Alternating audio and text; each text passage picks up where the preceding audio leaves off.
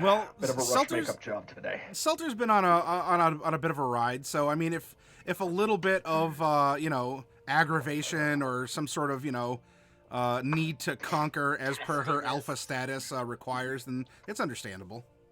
No, glad we have hit a point of understanding then. Yeah. All right. Well then, why don't we get into your three's view of the world as you currently have it in the wake of recent events, and I suppose we'll pick up in the desert from where we left off at a very interesting point. Let's go. Let's give Selter a little bit of time to powder her nose, or nose-like facial extension, and to powder her maw. I don't know what that would be. A snout. Yeah, you got to powder the snoot. Celine, let's start with you. What is happening in Celine's world? In Celine Land, yes. She finally lost weight.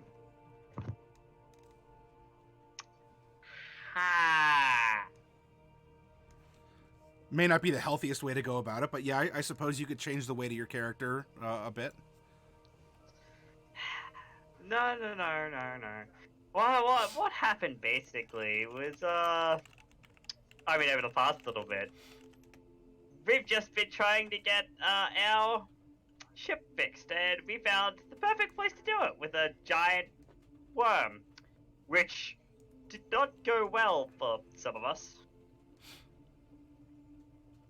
Next thing we know, Selta's come back and she's now a shadow thing.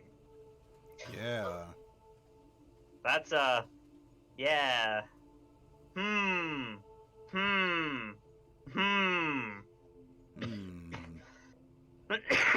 Makes me do a rather hecking concern.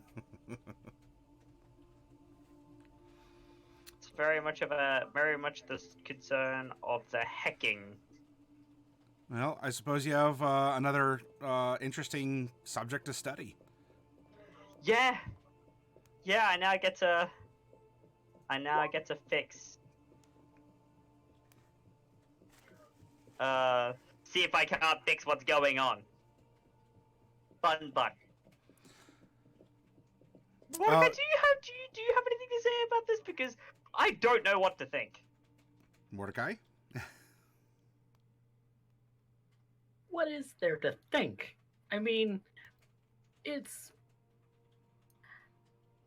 So, Seltzer jumped into the maw of a worm.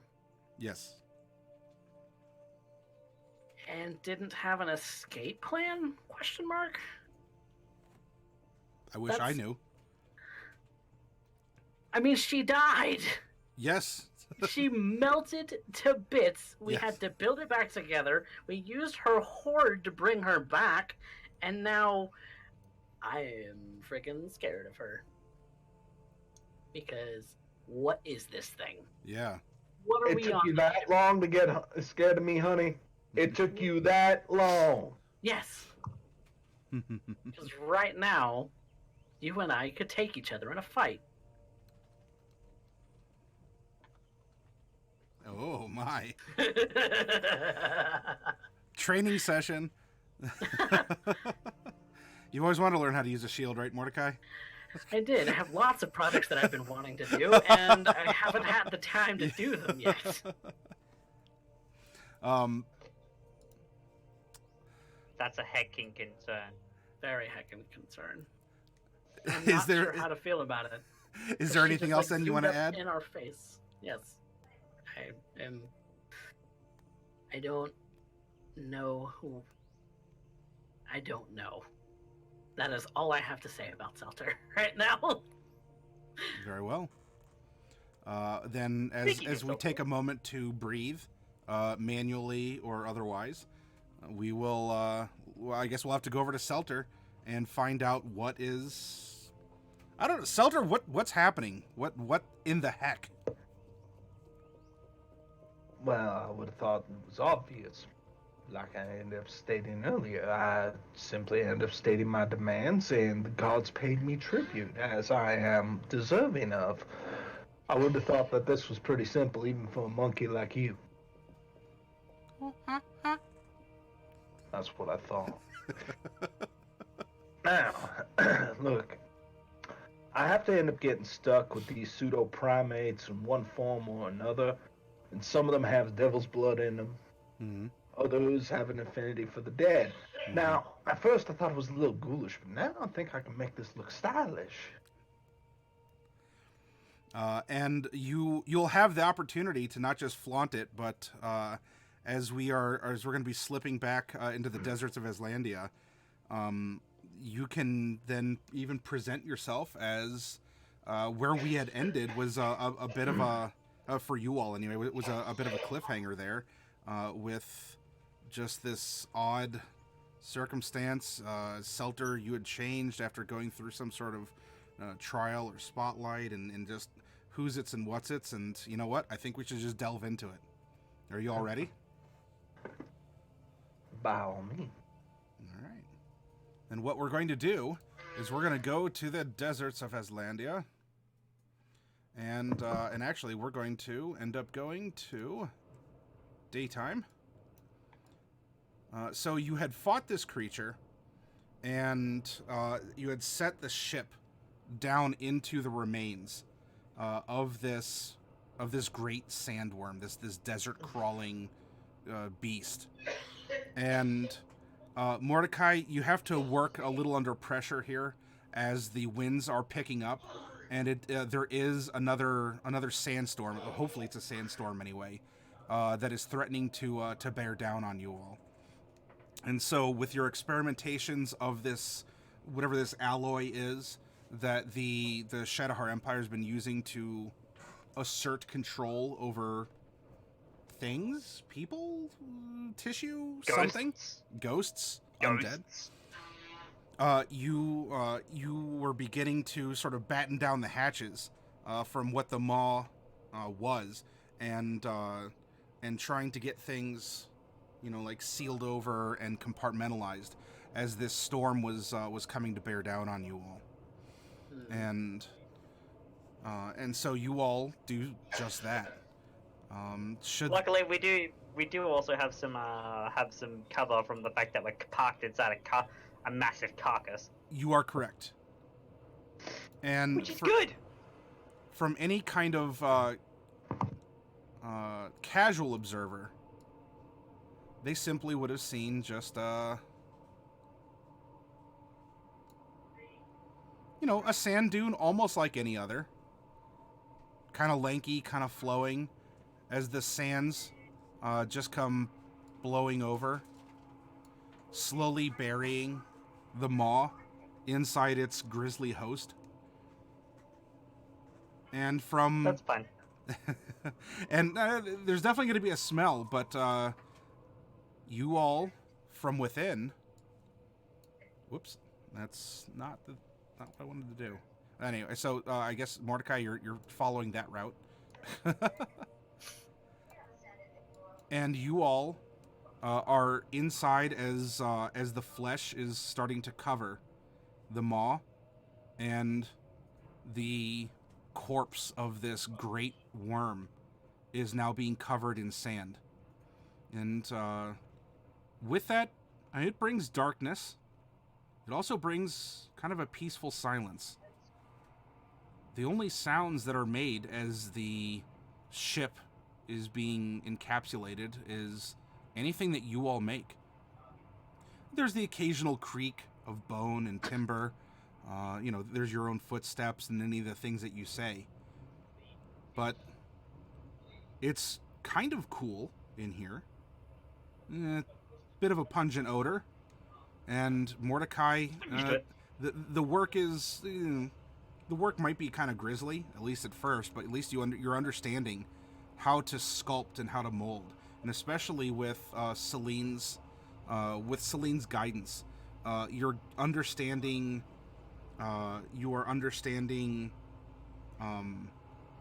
the anatomy of this creature, and you're understanding the guts, and you're understanding any sort of bones and plates, and you're getting to combine that over some time here as this sandstorm is blowing over and pinning you all down here. You're getting to understand the body of this thing and how it's working and how you can fuse the parts and use them as a part of the ship. Now, I do need to ask, Mordecai, during this time, you used the rest of the sand dog blood, the barrel, as bait for the worm. Are you using anything for sustenance, or are you trying to go dry during this? I mean, there'd be purple worm blood everywhere with Yeah, sandworm there blood. would. Yeah, Okay. I'd be collecting sandworm blood at this point. Okay. And that's what you're drinking. Yes. All right. You notice, Mordecai, that as you consume this sandworm blood, you have a much better sense about you. For example, you're working, and Celine, being the sneaky little cheeky priest that she is, tries to sneak up on you and give you like a hug from behind, and yet you don't even hear her. You just feel her presence as she's trying to sneak up behind you. You also, for the first time in a while, feel yourself salivating slightly, except it's more of an acidic secretion, just kind of coming from your mouth. If I spit, is it caustic? Like caustic enough to do anything harmful? It'll definitely, given time, you could probably polish some wood by spitting on it and kind of rubbing it and smoothing it out. It's not like alien blood from the Alien franchise. It's not going to melt through 3 decks in 10 seconds kind of a thing. But it's definitely a low-level acid that you could use to, well, kind of give a spit shine. You know, if you really nibbled on something for long enough, meat or saline or, whatever else, you'd probably start dissolving. But it would be kind of a slow acting thing. It's a weak acid. It's like acetic acid rather than Celta's like hydrochloric. There you go. Fair enough. But you definitely are feeling like, and again, things after you started drinking the worm blood is, you can't hear the sandstorm outside, but you know it's still going on. There's just a vibe. Well, pretty much a literal vibe it's giving you. And it's also really helping you with your construction techniques. You know, you're testing for, where to place something to be balanced. You're testing for something to be more structurally sound. And you can just feel the way that the deck reacts to you walking around, to you asking, hey, Celine, can you stand over here? Can you jump? Or, as you're testing things out, you're getting a whole new appreciation for the materials, because it's not just feeling the materials, because by now your strength has started to wane from the sand dog blood. But you're just so fine-tuned to the area around you. I'd say it's supernatural, but so are you. Interesting. Very interesting. I am definitely keeping as much of that as we can. Now, Selter, you are inside this dark cocoon, almost. Mordecai and Celine are being very active with the ship. What are you deciding to do during this time?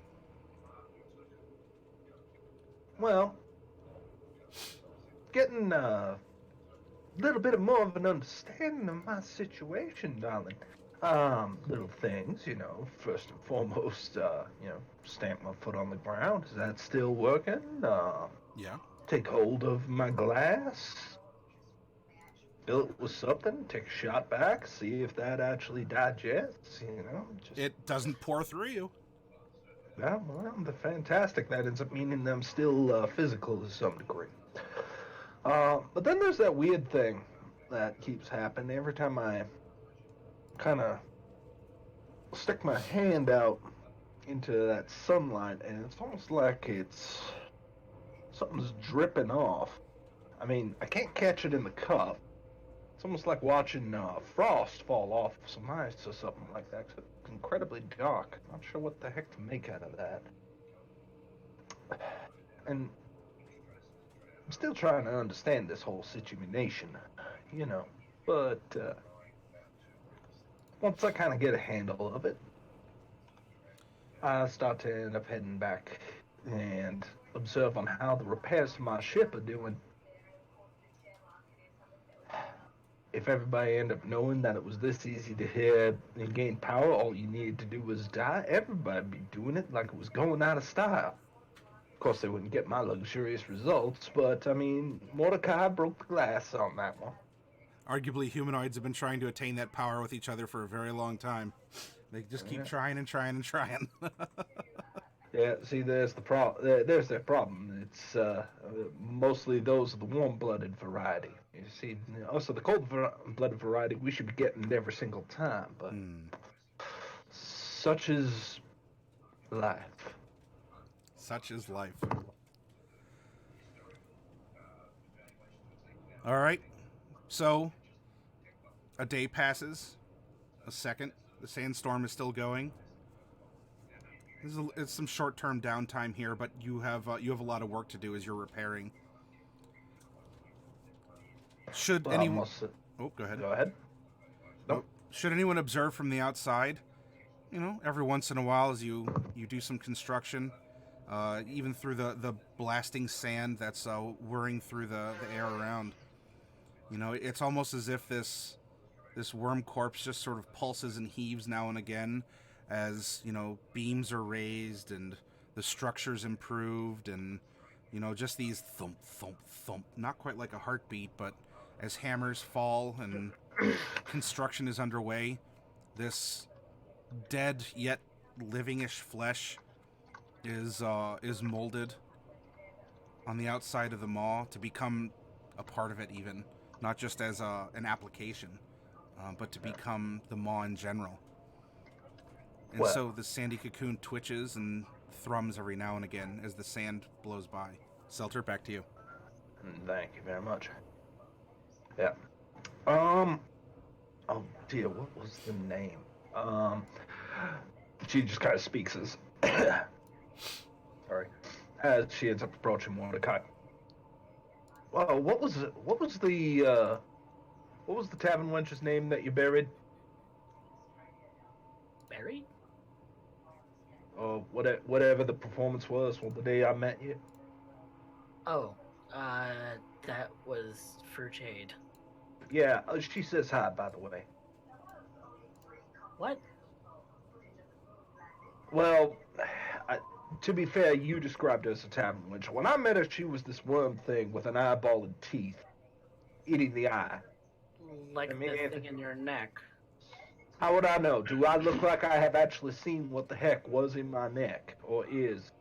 Celine? Yeah, what's up? Come here.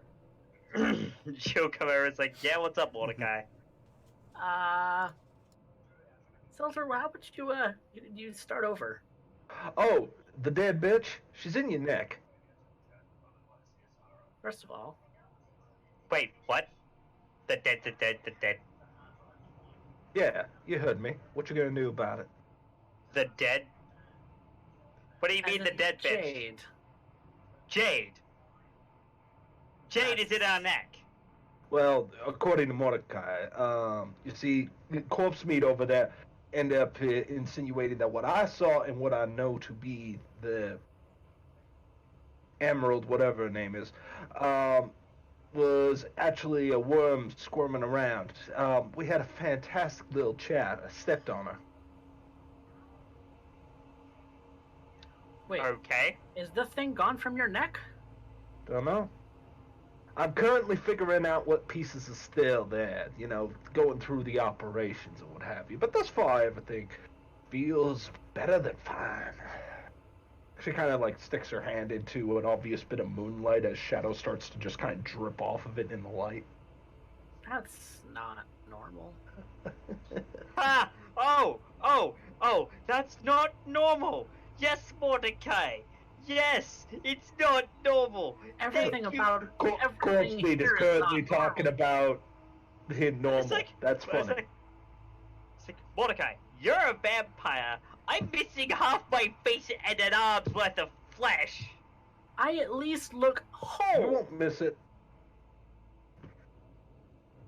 Oh, what? Yeah, all of a sudden, Corpse Meat has something against amputees? No. I'm just saying that as far as normalcy goes, I'm the normal looking one, question mark? I mean, I stay in the relative dark. I'm fine. is it painful? The sunlight. Don't know. Depends on who asks. I mean, Right. you know, I give off sparks and crackle my skin and things like that. It's a little uncomfortable, you know. Well, thus far, I'm perfectly fine. This flawless creature before you is exactly as she needs to be, which is immaculate, I might add. Going back to that comment about Jade having been in your neck. Well, that's your insinuation. I am aware that the worm is this worm thing was in fact Jade, Emerald, Jade. the tavern wench. We'll go with that. Well, the Jade. tavern wench. Or The tavern wench was there with me when I was getting my little makeover. from whom? Doesn't matter. Yes, it does, actually. That's funny. Look, I think I'm What did you do? If she had contact with Jade, then it's likely that the being that did this was her patron. Well, What? I don't know if that would be true. Then your friend Abe knows her place. Though I would end up questioning which part were you actually infatuated with, you two? Were you infatuated with the skin suit that she was wearing that you keep describing, or were you actually infatuated with the worm bit? I don't know what you mean by that. I kind of half understood that she knew more than she was letting on, but didn't have the ability to say it. Happily. One moment, whilst I open.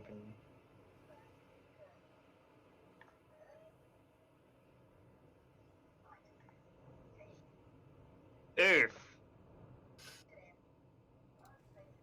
You better go and hit those books again, Celine. You're starting to slip. Yeah, Well, usually I would do that in my spare time, but my books have miraculously disappeared and I don't know where they are. Well, you don't really have any answers. So as this discussion's going on and thoughts might be coming to the forefront of your mind here. You know, as for Selter and her current state or looks, there's nothing that's really coming as a ready answer. Though you had an event where she most certainly died. I mean, you were pulling dissolved limbs off of her soft corpse. She was also at ground zero when this spirit containment vessel ruptured. Exploded. And the ghosts or souls or specters and banshees, whatever, of who knows how many creatures just suffused her, of course. And you saw what it did to that desert worm, where it just was necrotizing and freezing almost at the same time as this spiritual energy was just released from this bomb. I mean, it's an engine, but it's also this necrotic bomb. And Selter was right there as it was happening. And I mean, you're looking at someone, you don't think she's undead, I mean, you haven't expressed any sort of experimentation. She's definitely not, like Mordecai. She's not like your skeletal part where she's an obvious undead trait. But she's certainly been touched by the spirits, as I mean, I do have a way as of a finding shadow out. or a ghost almost herself. I do have a way of finding out. Very simple way.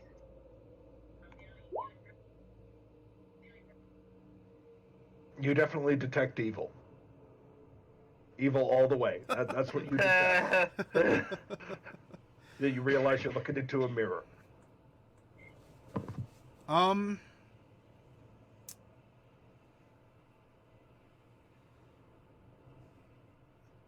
You are detecting Mordecai is undead, for sure. Yep.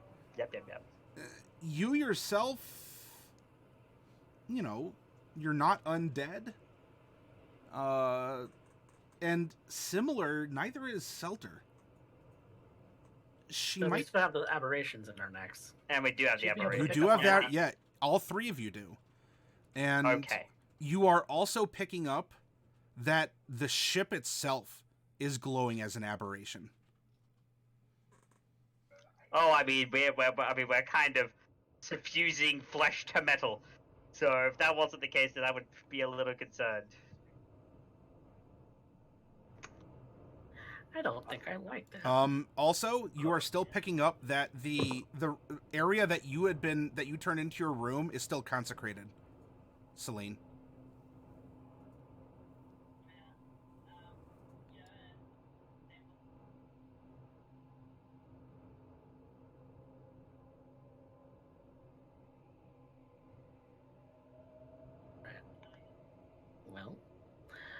Well, I don't know. You mentioned Slade, so waiting for Slade to react. I don't know. I am so confused. what? We still have the things in our necks, right? Yes, we do. Oh, Look, Celine, if- you're Fae though, also, just as a reminder. So he's like, well, look, if we have these things in our necks and they're like jade, then maybe we could try communicating with jade. That would. Yeah, sure. Just reach into your neck, rip it out, and start talking to the worm girl. That would be fantastic. That's no.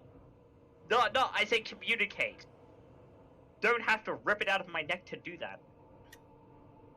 All I right. never said that we needed to, but that's the route that seems most straightforward. Why would we rip it out of your neck? Because you screaming would be much more fun. I don't know why. I don't even know why I asked you. I'm gonna put. Because I'm adorable, honey. I'm adorable. It occurs to me. Yeah, sure, whatever. I had another vision the other night. Or hallucination, or what have you. What was it of? Dripping water on my papers. And a particularly interesting part of it was when I went to go touch the steering column, there was a black hair that crawled up my arm. That sounds sufficiently jade. I didn't think anything of it because I didn't know what I was looking at. Okay, just give me a second. Wait. You said you put it into the steering column? No, it was in the steering column and it came at me and nestled in my hair. About where? She just kind of grabs you by the hair, pulls it down, starts like dabbing into your scalp, like. God damn it! No, I've already looked. Right I've here? looked for days. Yeah. I've Come looked on, for which days. one is it? Stop! Just hold on. I have an idea. I'm gonna place 2 fingers to that mark on my neck, and I'm going to focus on it Sure. and see if I can't open some kind of telepathic communication with this thing in my neck. She kind of, at this point, Celta kind of turns her head to the side with this like, "What the heck are you doing?" Meanwhile, she's also turning Mordecai's head to the side to mirror the exact same action. It's like I'm trying something. Let go of me. She lets go and pats you on the head. Thank you. And Celine's just got her eyes closed with two fingers to her, like just trying to focus on that mark. All right, you take your time to do this. You know, you're trying to find it, and it's there. It's a little hard though to put your finger on it. I mean, you can feel in the fleshy part of your remaining neck. It's a lump. Yeah, it's. I mean, in our terms, it would almost be like a wet, slimy golf ball. Just sort of like as you're touching it, it just almost seems to like slide out from underneath. Every time you try and touch, it just seems to almost roll under your skin to a new location. I am doing the same. And you're getting, there's something there, but it just you try and touch it, and it just seems to slide under your skin, like it shifts every time you're trying to go for it. I'm going to attempt to cast Sending. Okay. Just at Celine. Sure. To say, testing. The spell does not work. Well, it was worth a shot. It was worth a shot. Okay, I have an idea now. I myself am going to cast Sending. I know the ball is there, right? Yeah, you can feel it. I'm gonna try to cast Sending, and I'm gonna target the eyeball and see if I get a response. And just be like, can you hear me in there?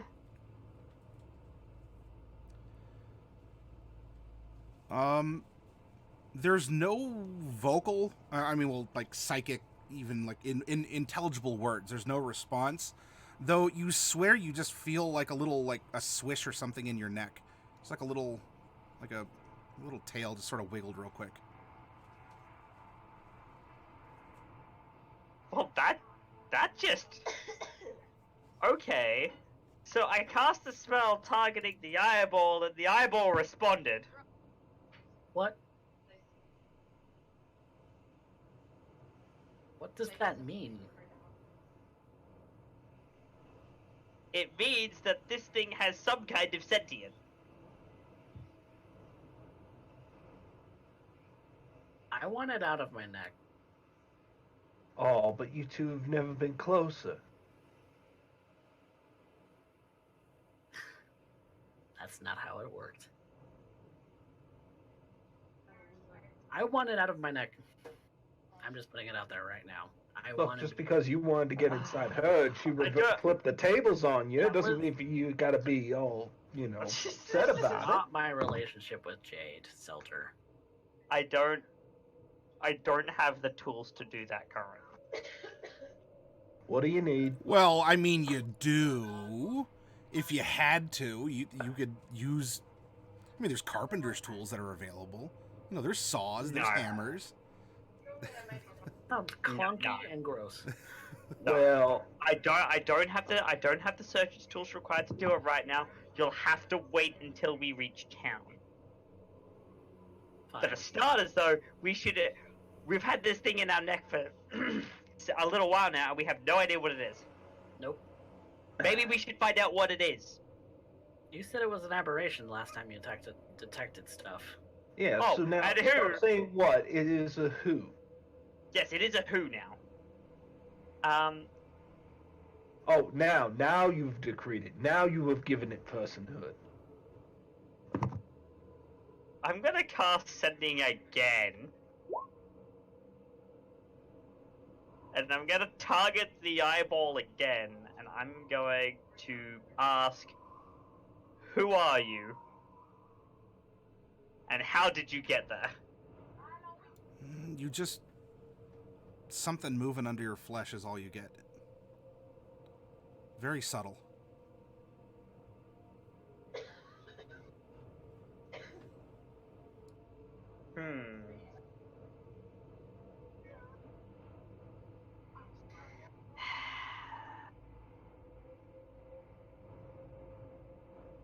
Okay, I'm not going to waste any more power on that. Well,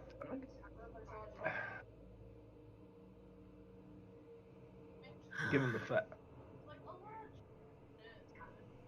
you've been obsessing about magic, well, I'm just gonna let you do your research while I end up doing my own little bit. I do need my beauty sleep, and I think I might do some moon bathing tonight. Something. How are you? I mean, Go you ahead. can moon bathe if you want, but we're just gonna continue fixing the ship for the time being. Because that's literally... There is still a sandstorm going on.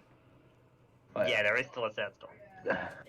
Oh, yeah. No, Seltzer's saying that completely. You know, I don't want to be around you two right now. Gotcha. She's gonna go to a more isolated portion of the ship. I've got those 2 packets there. She's gonna place. Do you have your lizard with you, by the way? I do. Okay. Yes, Snowflake will never end up leaving that bowl. Ever. Now. Oh yeah, once I end up finding an appropriate bottle, I'm gonna stuff him in it. I'm gonna start feeding him in there. I'm just gonna make sure that he grows until he's basically just compact, a lizard in a bottle. That's kind of disturbing. But Mordecai, we should really get to fixing the ship so that we can. So as soon as this sandstorm is over, we can get it in the air. Sounds good. It's not like we can do anything else. Funny thing that I can kind of... You know how this thing kind of navigated? Yeah. I think I've got a little bit of that right now. Well, I mean, how much? I mean, did you drink its blood? Yeah, I have been for a couple of days. Well, then now. that would be that's probably why. I've had a little working theory in my head that you've been developing abilities similar to abilities reminiscent of those whose blood you've been drinking. Well, You I drank would my blood and gained necromantic abilities. You drank the sand dog and became rather strong. And Yep. That's gone, by the way. maybe you could only have one at a time. Maybe. I don't want to drink from other people again. That is my biggest concern. But you know, maybe we might be able to figure it out so that you don't have to. But for now, our first priority should be getting this ship airborne. Or That ready to is get airborne. What I've been trying to do. It's at this point, if you both finished, I just want to check in something right here. I'm going to end up placing my fingers at about where it is, and I'm going to start speaking to my little passenger. I'm under the impression that you can actually hear me. And I have this odd feeling that you don't like to be poked, so I'm going to place my fingers just around it, just enough to kind of get some physical contact. Tap once for yes, tap twice for no, if you can actually hear me.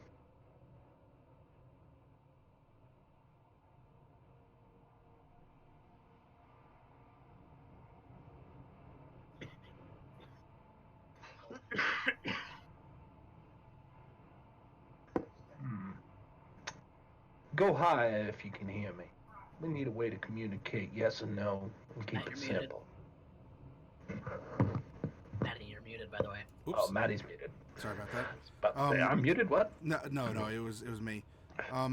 There's no reply to that beyond just the fact that as you have the little orbish, I don't know, almost maybe like more egg-shaped ovoid, it just gives a little bit of like a wiggle every now and again as you keep it like not pinched, but as you keep it between your two fingers on the side of your neck.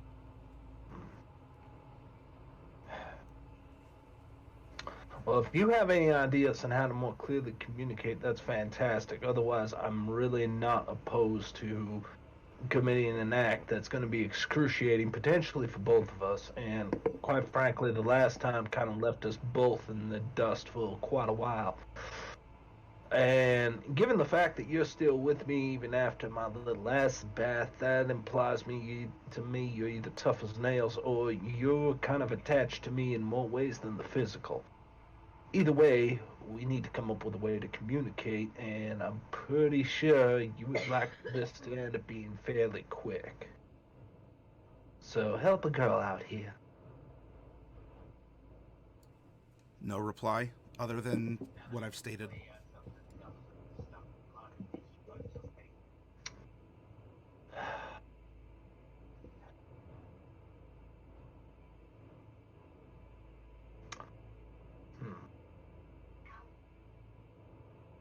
Well, I guess it's true, you were useless. So at this point, since my little traveling companion doesn't want to end up joining me in a casual conversation, at the very least to give us some guidelines. And my interior here is currently being, rearranged. I'm gonna take a moment and mourn for my loss. I weep for my little hoard. This thing that I've been collecting, I worked so hard for. And they just threw it away. Stole every inch of it. You can't steal from the dead. They have no ownership anymore. But you can own them, surprisingly. But I would suspect the necromancer would know that. Mind, body, soul, it all belongs to me. So time passes as you are exploring yourselves, each other, Selter. I mean, if you are undergoing any sort of physical changes, you're welcome to narrate those as they occur. And Mordecai, you continue working. Celine, I mean, you continue working alongside as the three of you want to get this ship finished, and especially to get out of here after the sandstorm passes. Mordecai, with your extra supernatural senses of just sort of detecting the feelings, the vibrations of movement and life around you. It's been a while now that you've been in this corpse, now perhaps buried under the sand. You've been working diligently on the ship, and the flesh has been very cooperative. It is growing at the stimulus and the responsiveness of you and your direction, Celine's guidance, not just to you, Mordecai, but almost through the flesh and or this this holy symbol that has been emblazoned into the upper deck of the maw. As all the manifestations occurred during that elemental, the Bumbledore storm that you had endured. Have I had any more visits from voices? No, you haven't. Everything seems to be quiet. There's been no sort of nudges or appearances. I did what it once and it went quiet. That seems to be the case. Alright. And after a bit of a fade to black, it's been a while now. And Mordecai, you're pretty sure that the ship is in as good a shape as you're going to get it inside this husk of the worm that you've incorporated into it, using it for shelter, almost like a hangar that's also been kind of buried under the sand. And I think it's time to see if this bird can fly. Captain Selter. Well, let's find out now, will we? Mordecai, I'm sorry, real quick. You do feel that the sandstorm is abating. Like there's winds, so you can almost feel the grains of sand, even though you're buried under them, skitter across. But it doesn't feel like it's pouring down, or that it's it's gonna just sort of sandblast your skin off to your bones if you go above. Seems safe. See if she'll fly. Well, let's get this started. Come on, girl. Let's go. Okay.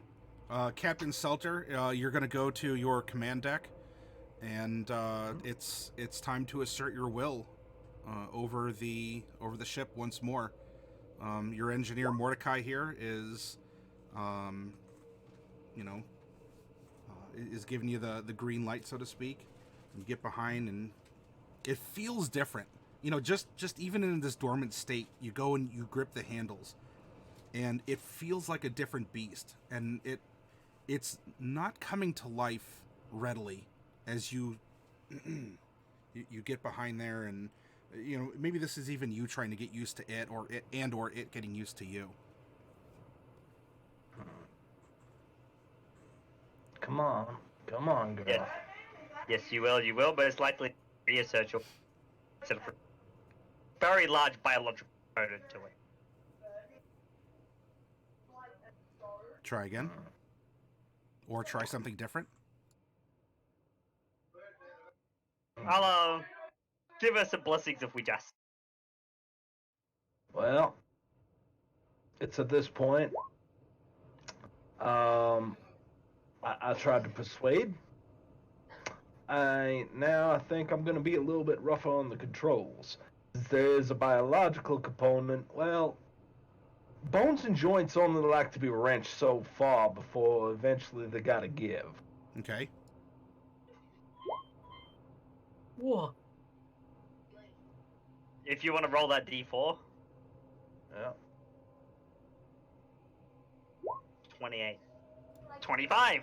All right. With a 25 athletics, Selter, I mean, you grip the steering wheel, which is still the metal inlaid wood, but it does go to these components, and you grip, and just as you're, unless it's changed, because you tell me if there's something cosmetic, but you're describing the muscles almost like cords underneath the skin when you were first introduced to the party, when you're doing some sneaking, and you just see these corded muscles just clench, and your own body is being thrust through this medium metal, and you hear the engines and their wail, almost like a ghost's cry, a buzzing, as it now begins to reverberate and cycle in the round donuts of the 4 engines that are there.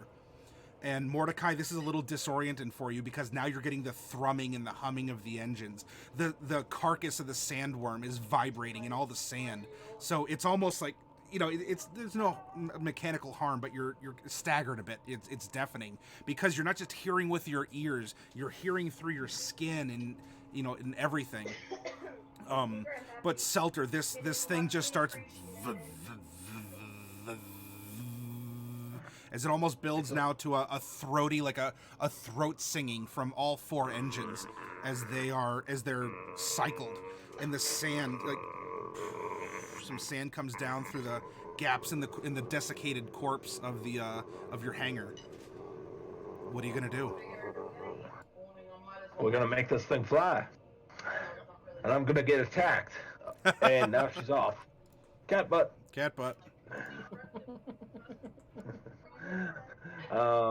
Yeah, I'm gonna end up making this bird fly.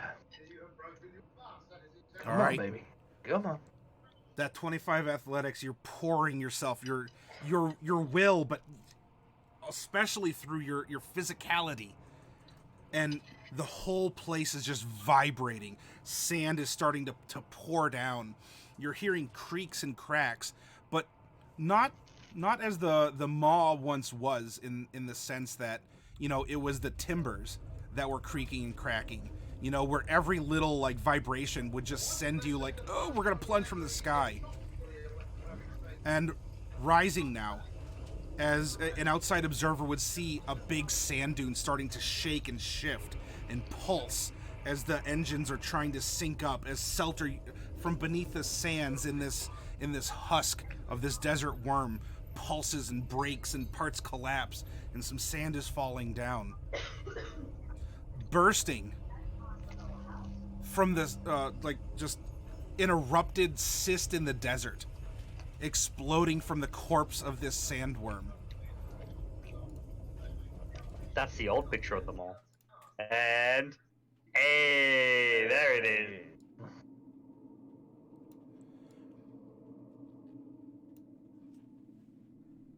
A new ship rises into the morning sky. Selter, this is definitely, you're having to squint your eyes. The light is just so bright. And for any of you in the audience, if you were standing in the desert to see, well, this is what would emerge as it thrums and hums and almost pulses and vibrates up out of the sand, like it's wrenching itself free from this cocoon, this womb of a dead beast, which it now carries some of the traits of. The maw itself ripped, the bones from it and the sand dogs that have been hunted or even partially digested. The ship has metals that were gleaned from the stomach of this thing. The wood has been rearranged, and in places even decking and other parts have been replaced by the plates of sand dogs.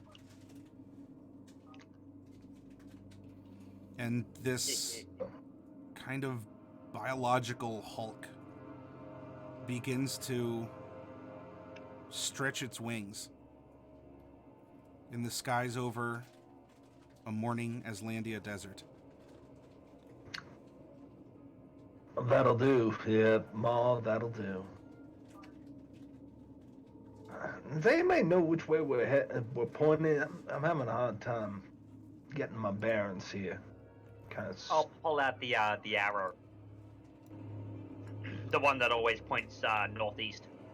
Yep. Okay. Just going that opposite direction.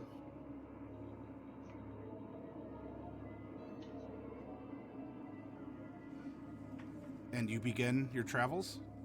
Yep, southwest. Very well. Humming over the dunes with the sun, well, not directly in front of you.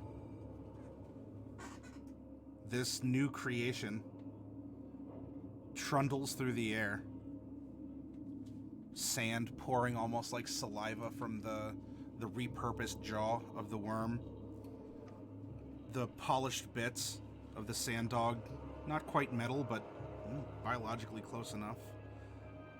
The armored plates of the underbelly of the worm, and even, to an extent, the refined and reinforced wood that the Shadahar military used for this troop transport ship.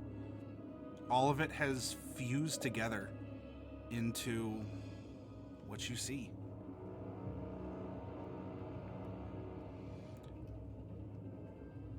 Now, I asked the three members of company, how shall I refer to this ship?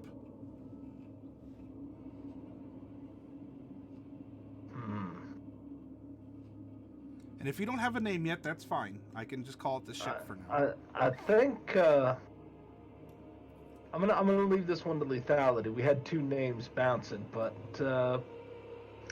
what do you think? Keep or change? We already discussed the change. You were kind of for it, but it's up to you.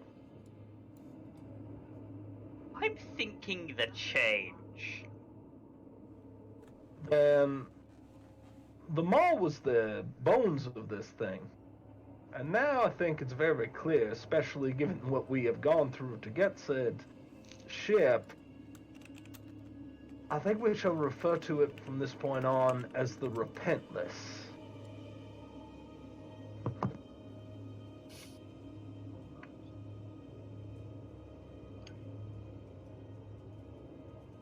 Fair enough.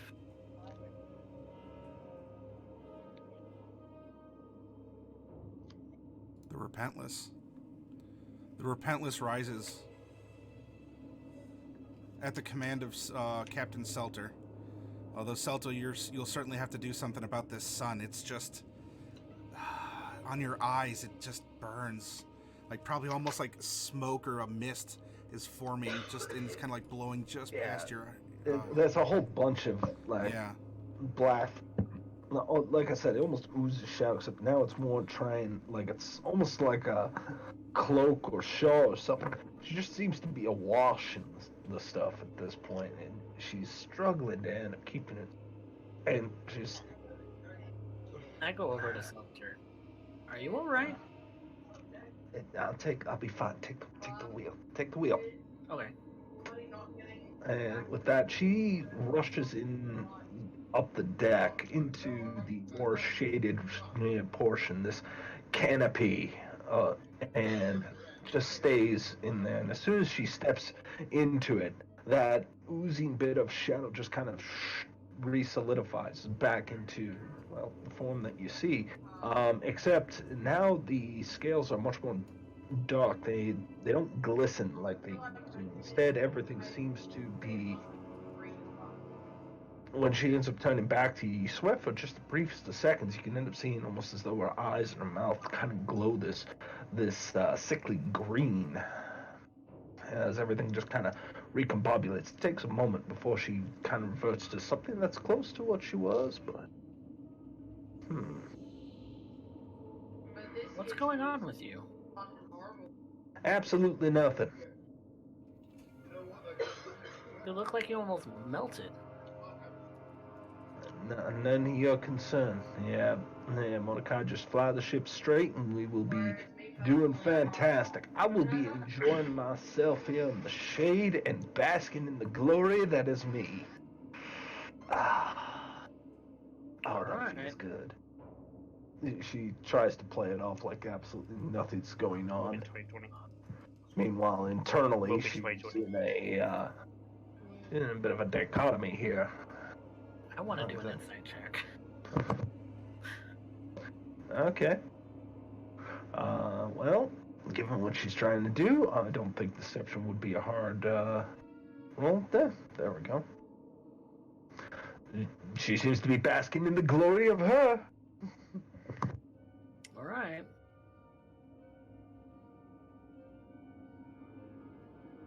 Very well. Mordecai takes the wheel. Selter is basking in the shade provided by the canopy of the gigantic maw of this sandworm.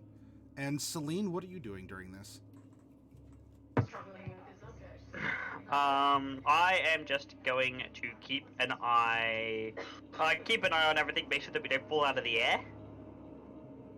Sure. And now having a look at Selter's new condition, try and figure out what we might be able to do for her condition, such that, her face isn't melting. Very well. Now, Celine, will you move? You're blocking my shade. How can you block shade?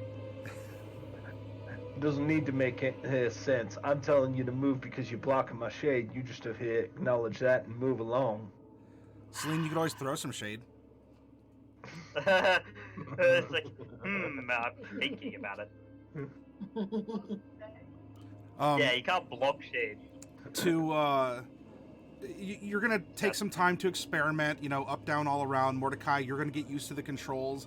Your controls are gonna be different than Selter's controls, yet you're using the same steering wheel. You're testing out the navigation, some of the speed and whatnot. We don't need to get into the details of that right now. I'm presuming, you're taking your time in doing this, and, you want to understand this beast that you have created now. As it is flying through the air, as it whistles, you can almost use the teeth like navigation points. Where you set, you're like, all right, two teeth to the starboard to get that sand dune in front of you, kind of a thing. As you're getting used to up and down and trying to orient yourself, because your line of sight is where you're at on the quarter deck here. You're kind of using the teeth in the bow. Now, of course, if you all want to make some other little cosmetic adjustments and whatnot, I'm fine with that. We're kind of playing with what's presented here. We'll change it if necessary. But you're almost using this like iron sights on what would be equivalent to iron sights on a gun, where you're just pointing the ship in this direction. And much like the worm, I mean, the rest of the body's going to follow where the mouth is headed. And it's time to head to the southwest. Is it time to go home? Time to go home.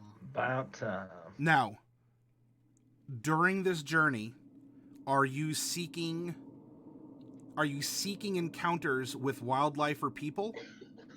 Or do you want to how do you want to proceed? Do you want to just try and stay low and out of sight? Do you want to, push the engines? Because the fuel is... I mean, there's not really a gauge for the fuel. If it even consumes the ghosts, it may or may not. But tell me, over the course of overland travel in this thing, how do you want to proceed? Or what are your general constraints? Do you want to try and find civilization or outpost? Do you want to try and, land this thing on a sand dog just to get revenge? Do you want to what would you like to do here? The only thing I would want to stop and to see if we can find civilization for is to pick up different armor. If we have money. You said that there was gems and things in this. Have we saved any of those for money purposes? I'm going to say that the precious components, metals and whatnot, have been consumed in the construction of this ship, have been imbued as conduits to try and, bridge what about magic and how it works, and oftentimes where things of value are needed, and whatever sort of arcane secrets that gemstones may hold to allow them to be a medium. And any of the things you would have found in the gullet of this worm they're certainly not finished. I mean, so you'd be selling raw gems, which you wouldn't get as high a market value anyway in the market for them. So, I mean, if we're talking about like pocket change stuff, or, here's some lumps of, some lumps of silver or whatever, not really coinage, but we're talking some raw metals, I'm fine with that. But you don't have like a treasure trove, like what Selter found with cut and polished gems, things that would be easily exchanged. Then if we don't have money, we're just going. Okay. Right, raw trade goods is fine. We can trade the raw goods for money. Somebody say money. We could use Yes. some money at some point, someday. If that's the case, I'm gonna have to end up making it a point to, I guess we can always just grab what we need and move on. Well, that's the thing. We had the raw materials that we could trade for money, and then we Why could would spend the we money trade? to get things. Why would we steal? Because we're at war with these people, and anything that we take from them is something But that we're they not- can't use from We're us. not at war with these people. But we're This is not Atlantean we're side. not in Shadowheart. If we were in Shadowheart, I would agree with you. Oh, But we're okay, not. my mistake. They all look the same to me. Yeah, we're going deeper into Aslandia, not to Shadowheart. Don't want to go anywhere near Shadowheart. That is just dangerous. Nope, not at all. Honey, No, I'm back dangerous. when we came.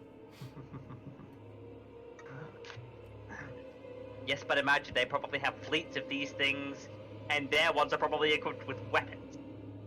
Yeah, and if we go towards anything Aslandian, they're gonna look at this and be like, what the hell?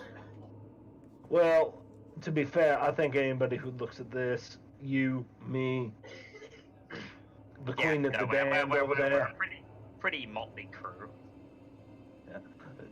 I mean, Motley's as putting far it as I can lightly. tell, this is basically the Barge of the Dead. I hate that it's that. Well, I'm not making any apologies for it. Hey, that's on brand. Do you guys want to So- stop at civilization for something or no? I think it might be. I suppose maybe not. There's no Uh, I mean, honestly, I just want to find the artifacts that were in my bag. So at the very least, Shadowheart can't get their hands on them. There is something, actually, that we could probably use. Mhm. Is a region map. Yeah, no, I think a map might be a good idea. So we'll probably need to stop for that. And if we need to, I can play something and maybe earn us some money. What are you going to do with the ship in violin? that case? Huh? What are you going to do with the ship in that case? Park it outside. Outside the city, and if we get too close to a city. Like several miles away behind a sand dune kind of a thing and trudge, or? Probably. Okay. Possibly. Don't know. We'll have to figure that one out when we get there.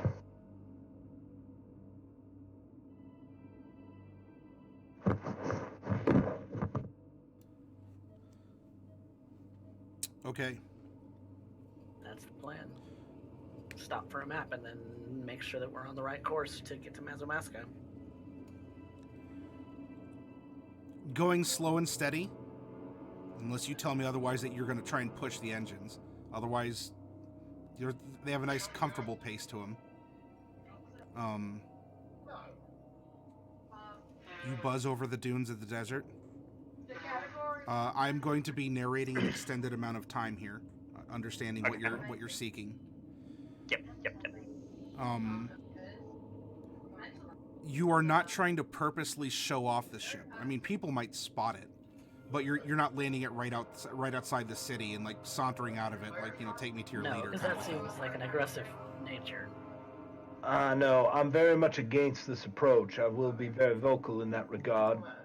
As far as I am concerned, we should end up plopping this thing in the middle of the city, and here be those you need to end up paying tribute to. But apparently they have other ideas.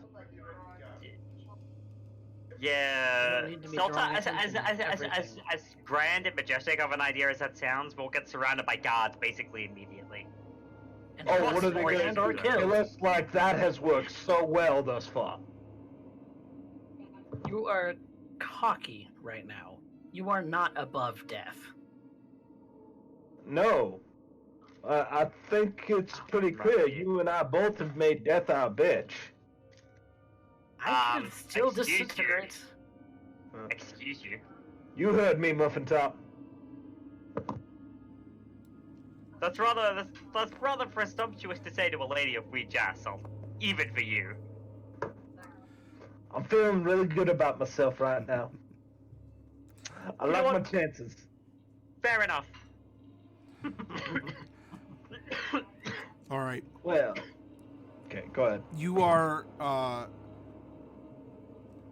there over the course of this time. I mean, unless one of you is going to just land it in the middle of somewhere, you can for sure see that there is a fort, kind of an outpost in the desert. So you'd be able to land and kind of trek, land behind a sand dune, hopefully, and trek across. That being said, if you saw them, they might be able to see you. However, upon arrival, I mean, you're not-ish. I mean, you have to wear Shadowheart clothes, because that's all you really have. But you can end up negotiating something here. If you're looking for directions, you're looking for a map. The ship doesn't... Certainly, the ship for sure doesn't have a Shadowheart profile. I mean, it's certainly been altered enough. But then again, as far as anyone in Mesotopia knows, the Shadowheart are the only ones with flying ships. With ships. Yeah. So if we land the ship, it's like we can explain that we stole it. We stole it from the Shadowheart. Because we did. We stole it from them.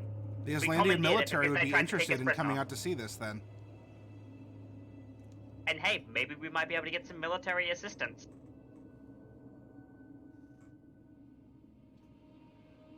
As in, like, take it apart and study it? I don't think they'd be able to They take it can apart try. and study it. But how far that gets them is a different story Well, entirely. We know the kind of magic it works on. Well, So, talking about it like this with the fort, then the fort commander would like to send about 50 people out to discover this ship and to find out more about it. Well, we could always use spare parts, so sure, why not? You said it. Mordecai, you're saying no? I'm saying no to Seltzer's idea. I never gave an idea. I stated a fact. I mean, you can study it, but I'm gonna be blunt with you. Basically, if at any point it grew, had a mother, or ends up here in drinking water at any given point, this ship does not end up looking at you as anything other than spare parts. So, by all means, if you want to end up sending 50 people in there, It's not we gonna do can't that be held automatically. This is an important military asset to our war against the Shadar Empire. We may very well need to confiscate it to use against the military coming in from the north. yeah. Would you be able to get us to Mazamaska? Sure, if all you seek is passage to Mazamaska, we could provide that via ship. No. I'm not giving up my prize. Not after all what we end up going through for this. And if you want to take a closer look, you might want to end up considering the fact that part of that thing is made out of desert worm. And when I say part, I'm thinking about 40%. Does 40% sound about right here, Chief Engineer Mordecai? Thereabouts. Yeah. You say you're unwilling to give up this property to the military? Well, it's ours. I'm going to put it. Take it from us. I'm going to put it to you like this, gentlemen. The magic that this ship runs on is, from a religious standard, very highly illegal. The only reason that we're using it in the form that it is right now is because we haven't done any modifications to the magic. They haven't seen it. This is in the fort. Yeah, no, this is what Celine is saying. It's like, for your sake, I really wouldn't. You know what? You want to know what? They haven't seen it. I'll tell you what.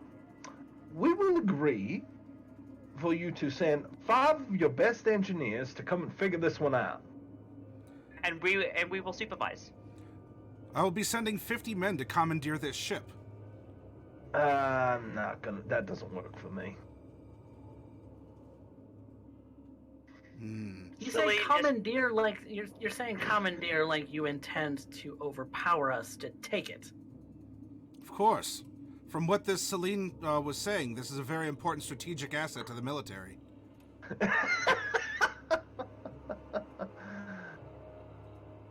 Celine currently has like half of her face hidden. I would be willing to go over that schematic with you, because I have studied this ship endlessly. Great. Actually, There's not a magical secret that can hide from us High Elves of Aslandia. We are going to take this ship and use it in the good fight against the Shadowhar Empire.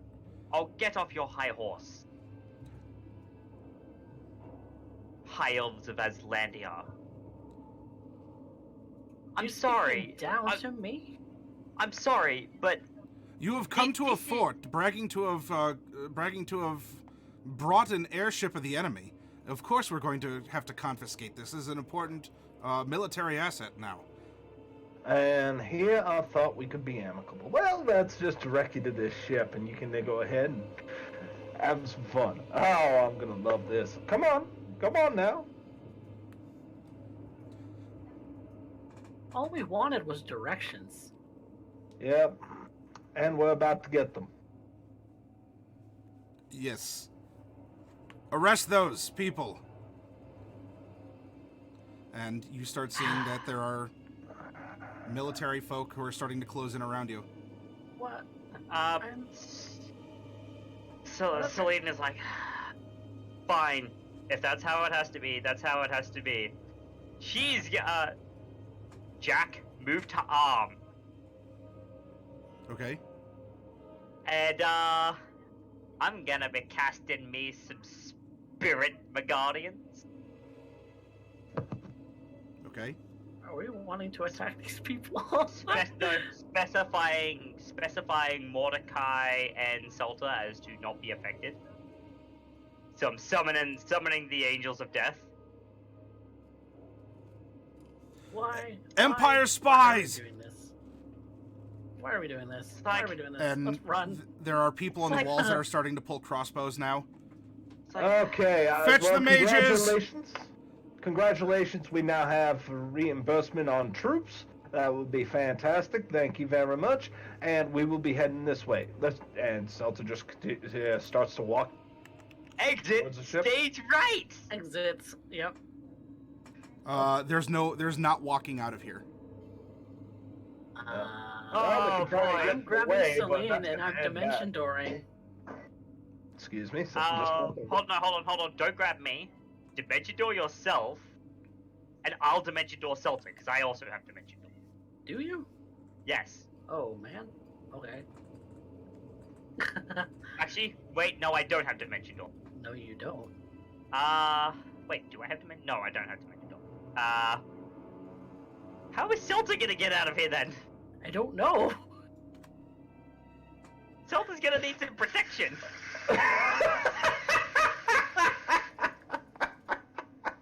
She needs some ligaments. So Mordecai, are you taking Celine and are you zapping out of here? Out of the fort? I don't. Go for it. Okay, do it. Okay. Do it. I'm going for it. I'm 500 feet out of that Yep. that building, and out of the fort city that I can be. Okay. Towards the ship. Selter, what are you doing here? I think this is about the time where I end up here managing to end up clearing the way, and I am running out the door. Clearing the way. How are you gonna clear the way? How am I going to clear the way? Yeah. I think I'm about to dissolve a whole bunch of people. Okay. All right. So the crossbows are going to open up then with the cries of Imperial spies, and then Mordecai grabs Celine and God, out of there. Dimension doors. Pew pew pew pew. What is your AC, Selter? 16.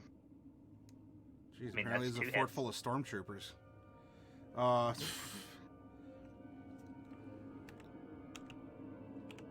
And it's been 2 days since encounter, correct? Yes. Yeah.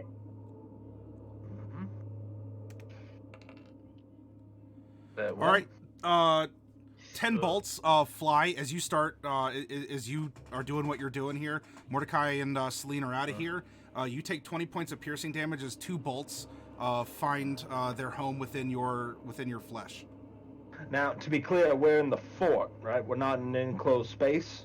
You are in a fort, so there's walls around you. There's some buildings. You're not in a building. You're in like the courtyard on the interior of a fort, Okay. of like adobe walls, kind of a thing. All right. They haven't had a chance to close the gate just yet. I imagine they're in the middle of that right now.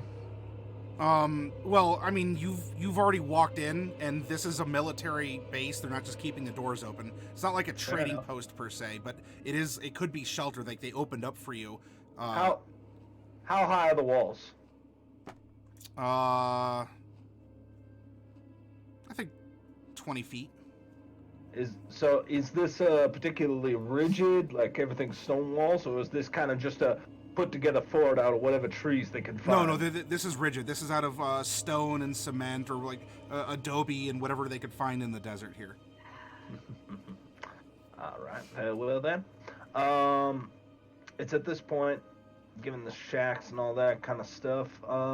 Quick look around. Is there any place I can lose them? There's not really a place you could lose them. These people know the interior of the fort. You're in an open courtyard. The volley of the crossbows have fired down, but there's still a host of people with pointy metal objects, and apparently they've called for some mages to come out too. Well, sucks to be them. So we got a whole group of individuals. Well, might as well run for the exit. Okay. How many are in my way?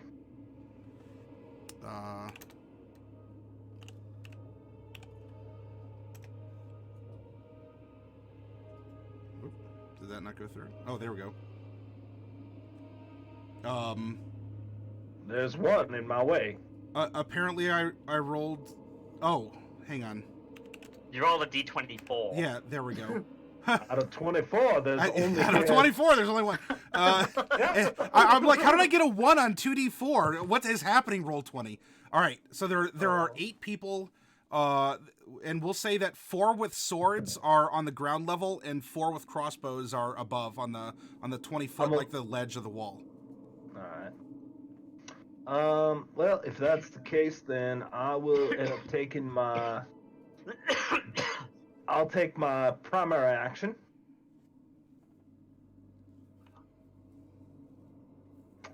DC 13 dex save. And I end up spitting out an acid line to end up clearing the way.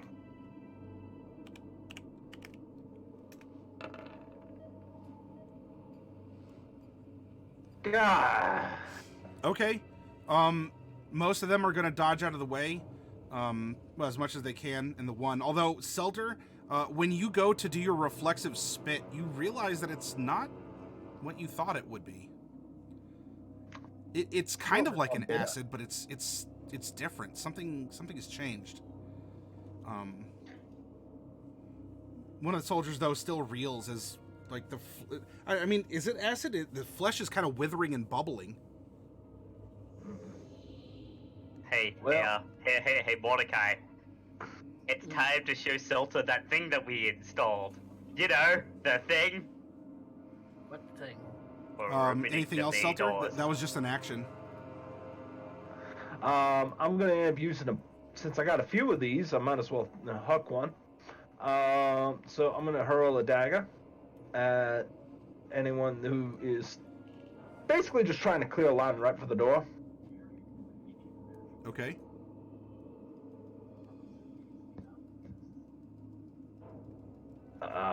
Lowest damage possible.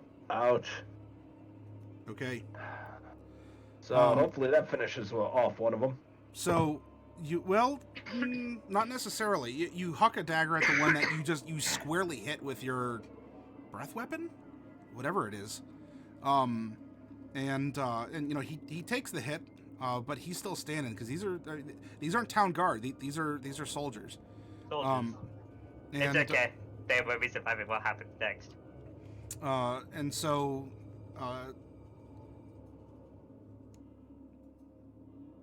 the doors are closed. I presume you're running towards them, or what are you doing here? Well, okay. The presumption here is that they are meant to be bought from the inside, Correct. which means there's this large pull. My intention is to get to the door, grab the pole, huck it at the individuals in order to end up hopefully knocking a few of them off their feet, while I end up kicking the door open and making my full-on sprint. Okay. So you begin to run for the door. Which should end up giving me some cover from the arrows and what have you, and hopefully have dealt with a few of the swords up close. Mordecai and Celine, you are 500 feet from the interior of the courtyard. What are you doing? How far is the ship? Based on what you're saying, like you want to keep it away and trek over the dunes. So, I mean, a half Somewhat mile. away. Yeah. Half mile. I need to have a look at how much that is because I'm not American. About I 1,500 want to feet. say it's 2,500 feet. Or 2,500, I'm sorry, yeah. And change. Okay. Yeah. So it's about 2,600 or so. 2,600 or so feet. Do we go back? We need to figure out a plan. The half mile.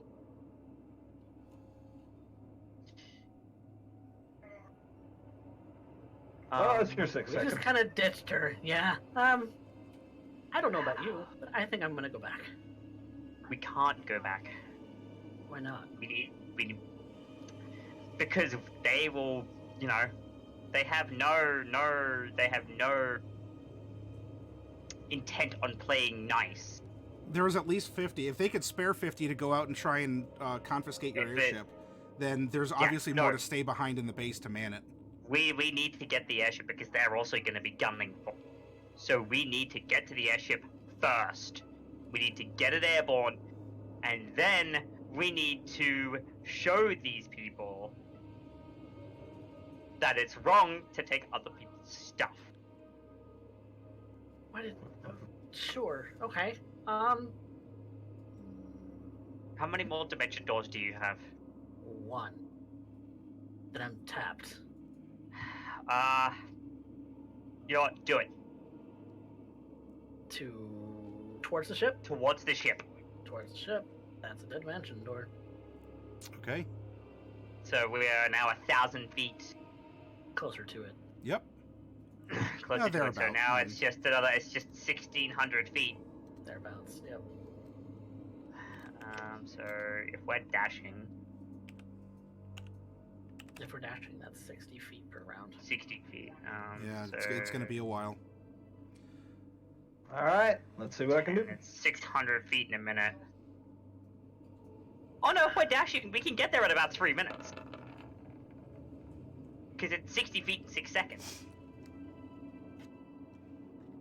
Selder, did you say your AC was 16? Yep. This does not bode well. Nope. 19 points of piercing damage from 3 bolts, and Ugh. the swordsmen who are on the ground are rushing you as you're making your way towards the gate. Only a handful of them can catch up to you as they were Oh boy. close by. All right. The damned Aslandian military. See, this is why I left. They're buttholes. Oh, jeez. So that's at least 2 hits. Sorry, 3 hits. No, that's going to be more than that.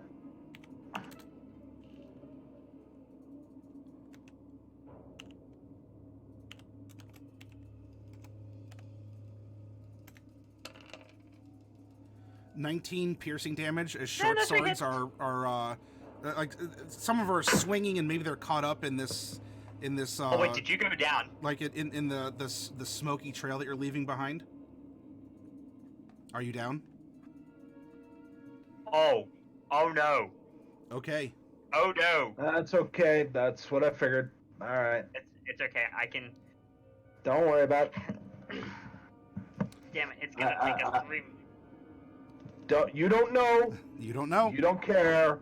You are You know running. what you're going to do. Do what you need to do. Don't worry about it. You're running to the ship. Okay. Yep. Several minutes pass. You arrive to the ship. There's no apparent people that are leaving the fort behind you. We need to get into the ship. Yep. We get up. I get the thing going. Okay. What did you mean about the thing that we installed? Out of character, I don't know what that is. Well, we talked about it in Derek's chat actually. That was before I got there, probably, I think. Yeah, you know what I'm talking about, don't you, Derek? Yeah. Well, you know. Well, If it's okay, all then ignored, we Mordecai would have can you. find out because maybe this was Celine's pet project. Celine's like, we Using need to that get medical this doctrine, right? Yeah.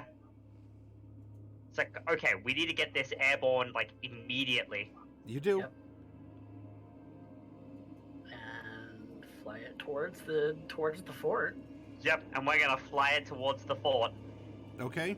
As you do, you see that there is a contingent of soldiers that has left and is running out in the general direction that you have that you've gone. And as you're bringing it towards the fort, several of them stop and are making are making gestures and smacking against the hull of the Repentless are just barrages of magic missiles, and just it's impacting the ship. These bolts of force are cracking into the hide. That's a dead Celta. Mordecai and Celine, what are you doing? You don't know that? Don't No, act like it is. no, just out of character. Celine is going to make one final call over the one final call using thaumaturgy to boost her voice.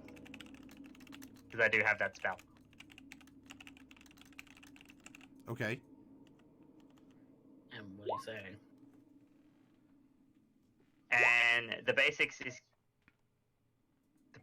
is gonna be, look, guys, we just wanted direction, and you had to go and do this.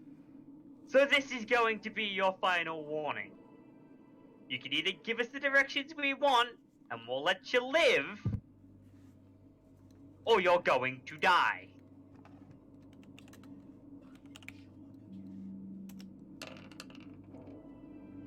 "14 points of fire damage as a fireball smacks against the hull of the ship as you're passing by."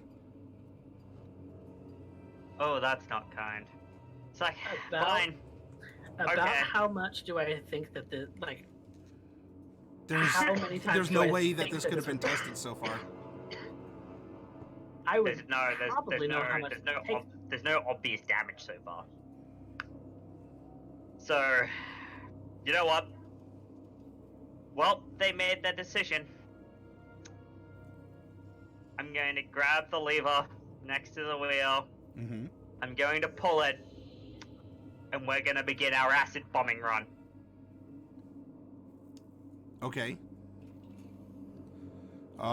So Mordecai, you might be in a little bit of shock as Selena's grabbing a lever, and just from below, there's just this gurgling, hissing sound, and the screams from the people the fort down below, as acid begins pouring out of the belly of this beast and melting people alive.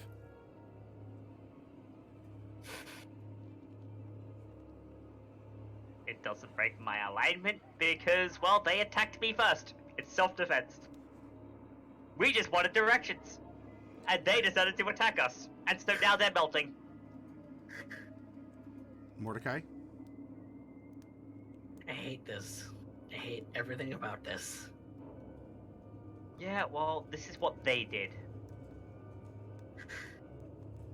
What they did? Yes, what they did. I wouldn't have to be doing this if they decided to just give us the directions that we wanted and we could have just left. Instead, they decided to be pig-headed and stubborn, and so now they're melting into puddles on the floor. Just... I hate I'm also everything about gonna... this scene. I'm also gonna try and see if I can't... get Celta back up on the ship and revivify her at some point, but... I mean, you're in the air on an No. airship. For all you know, you just doused her corpse in acid and is melting away as well. No. But I mean, one corpse, she was shadow stuff. Acid is an indiscriminate melter of stuff. Yeah, I suppose it is. I will give that. It is as a scientist, it is a very indiscriminate melter of things.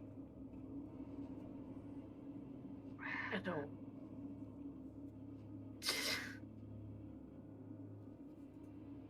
This is terrible. We could have just given them the ship. They would have sent us to Mesomasca. That's like, but we can't just give them the ship. That's all they wanted, Celine. But we can't give them the ship. Why not? You really think that the Aslandians are gonna make smarter decisions than the Shadowha when it comes to this level of necromancy? I can tell you for a fact. No, they will not. They What will is your become plan with the Shadowha ship then, 2.0. Celine? What is They your will plan? become Shadowha 2.0. What do we do with this when we're done? When we're done, When are we done? I don't know when we're done. But the thing is, we have this now. We need to get to Norallie and to Bright on You don't think Mesomasca. that Mesomasca is going to shoot down this ship? I can at the very least get the Crimson Lady to stop the Mesomaskin forces from shooting down the ship. How? How? have sway. You expect miracles every goddamn day? I have sway in the church, and then those people have sway in the military. It's intrigue, social stuff, you know? And look, and if push comes to shove, I will set up something so that when all is said and done, the ship disappears. That's why I hated building this thing in the first place. Yeah, well, we needed to get out of the desert. Yeah. That's the only reason. We came to a fort, we saw people, we could have gotten transport. Transport taking how long? It doesn't matter. Some stray crossbow bolts are into the hull of the ship. Is it dealing a lot of damage? But you're having this conversation over a fort, and there's people that aren't melted that are upset at that. I'm not shooting him. I'm just moving the ship. I'm just keeping going. Yeah, keep on going? Yeah. And, Okay. Celine will keep the, acid raining. Well, the payload has been dispersed over this place. Mordecai, you're going to continue to drive the ship forward then? Yeah. Okay. It's just all I just can head do. south. Just head southwest towards Mesomasca. All right. You pass over the fort. The reeking smell of acid and the screams of people who are dying, melting, are behind you, and apparently a ship of Imperial spies is on the loose in the desert as it continues to Yes, a cross. ship of Imperial. These guys are idiots. Like we told them, we're not Shadowhouse spies. They're We're not Shadowhouse idiots. They're not But idiots. It's like, They are reacting exactly how they should. Celine. they're like, oh, we're gonna take the ship. It's like, no, you can't take the ship. We're not spies, but we have things that we need to do. Can you give How us do we directions prove to that to them? Mesomasca? How do we prove that to them? We look like Shadowheart. We took one of their ships. We modified it. Celine just raises her hand with the mark. I have a new mark, not an old one. That denotes Mesomascan worship. Which means I must have come from inside Mesotopia. Hmm? You can Does that imagine mean what a anything bunch to of us? soldiers under duress and high pressure, who are kind of on a front line as the Empire's been attacking across the desert. What did they see or not in the brief interaction that you all have had? You landed the ship, you walked in, you looked to trade. It was revealed that you had captured an enemy ship, and they wanted it for the war effort, and things have played out as they have.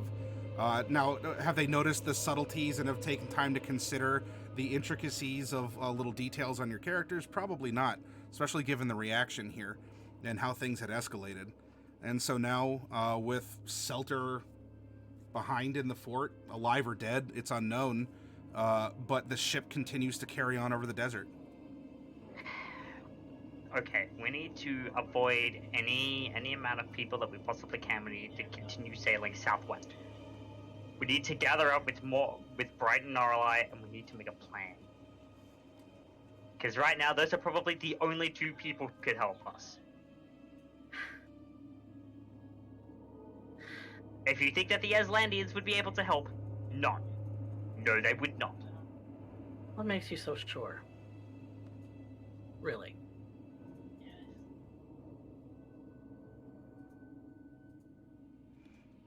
Mordecai, Aslandia was a place that I left quite a long time ago because of some of the stuff that went on here.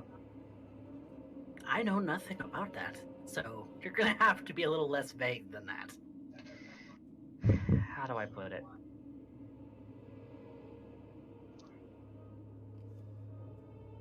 I'll put it to you like this.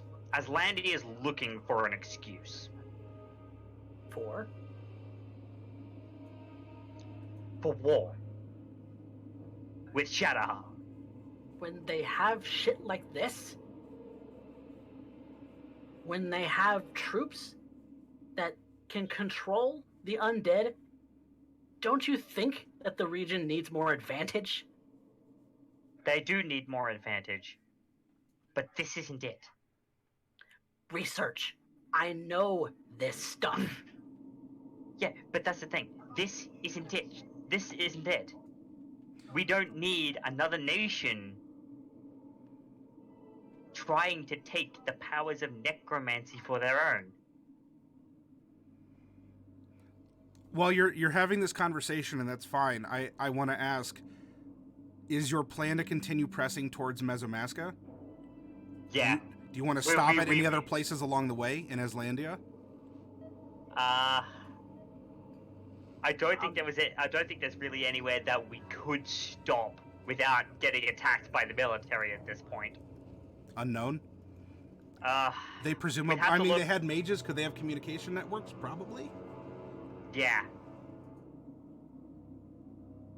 We just need to head for Mesomasca. We have quite a bit of blood available, thanks to the fact that the sandworm had a lot of blood, but... How do we get across water? This thing can fly across water. I can't. Well, look, that would be the same issue as if we had taken a mundane ship, so... Maybe in the air it's better? Height does seem to give it a little bit of less sting. But, You did have that experiment. Yeah. but It's about it. It's we about can as only stay high. We can't land the ship. well, not over the water at least. I wasn't planning on letting the ship over water. If it goes down over water, though, we're screwed. We just need to get it to Mesomasca. Somewhere in Mesomasca. I was looking Hold on. forward to working on some projects. I had some projects in mind. Ah, Yes, well, it would have been nice to work on those sorts of things, because I had a couple of things that I wanted to do too. But no! The Aslandians decided to be assholes. Not to mention everything, everything of value that we have is on this ship. which is nothing. Well, that's not true. We have the trade. We have the trade goods, and we have our armors and stuff, and we have all the stuff in the prayer room, which is valuable, very valuable.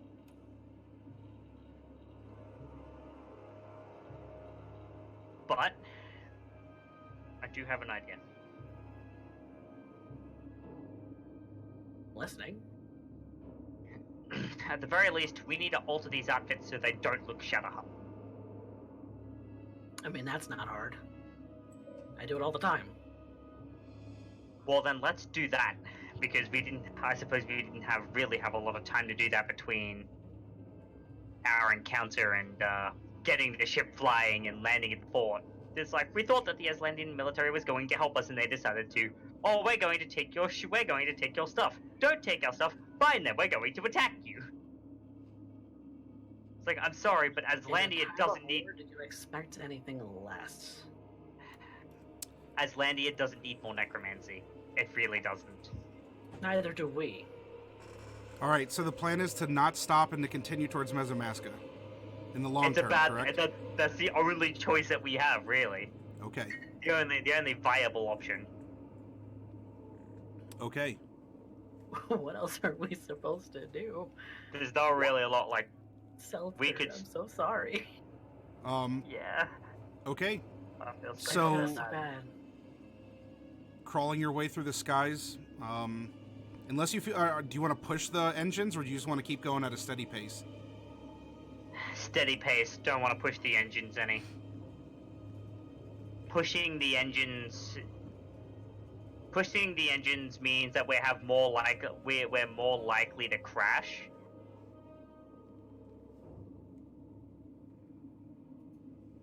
And if we're more likely to crash, then that's bad. Okay. So you plod your way through the skies of Aslandia. There are times when you see maybe it's a trade caravan or military caravan. Unless you want to get super close, you don't know, but you know that there's people traveling through the desert, especially as you get to the more populous southern coast of Aslandia. Again, you see them, they could probably see you. It's not like Aslandia has, has a flying airship to respond in itself.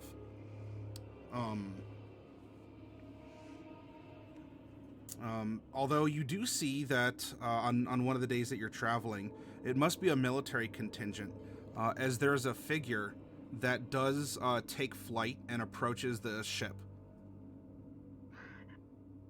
Celine will slow the ship so it's just hovering. Yep. All I do is keep one hand on the wheel and one hand up. Just not got any weapons drawn or anything. Figure stays about 100 feet away. Yep. Definitely wearing a military uniform. Yep.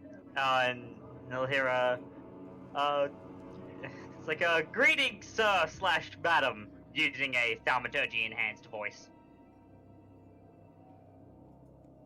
No response. I mean, the person's looking at you.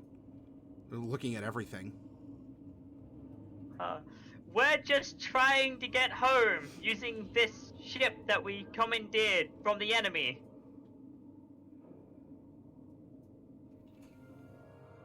Where's home? Metabaska. I see. Flies Probably away. with the stop by Lacuna on the way too. Have some No, the figure flies away. Yeah. They're gonna go get more people. We're leaving. Okay. We just continue flying. We just continue flying. Okay. He didn't order us to stop or anything, so... Oh. He's probably contacting the Mesomascan authorities, no doubt.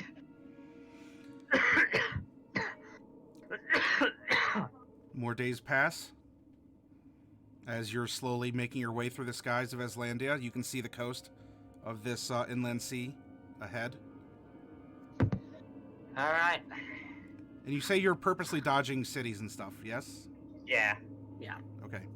That's fine. So that we don't get shot down with like ballistas and trebuchets and the like. There are arguably more powerful forces in the large cities. Yes. Okay. So we're just gonna continue on, and once we do reach the coast, it's gonna be like, okay, Mordecai, prepare yourself. This is not gonna be comfortable. What isn't gonna be comfortable? She like points to the water. He was spacing out for like a hot second. He points at the water. It's like, that's not gonna be comfortable. I make sure to lift the ship pretty high. Okay. Yeah. 100 We'll take feet it at as- least. Well, yeah, we'll take it as high as it can go with it. You begin over the water, and it doesn't hurt you, Mordecai. It's given you kind of a quivery feeling. Just that uncomfortableness that you've experienced, like when you cross the stream with that, but you had a constitution buff to kind of help ward that off. Now you aren't relying on that kind of a buff, but you are apparently high enough where it doesn't seem to be causing detrimental effect to your vampiric body.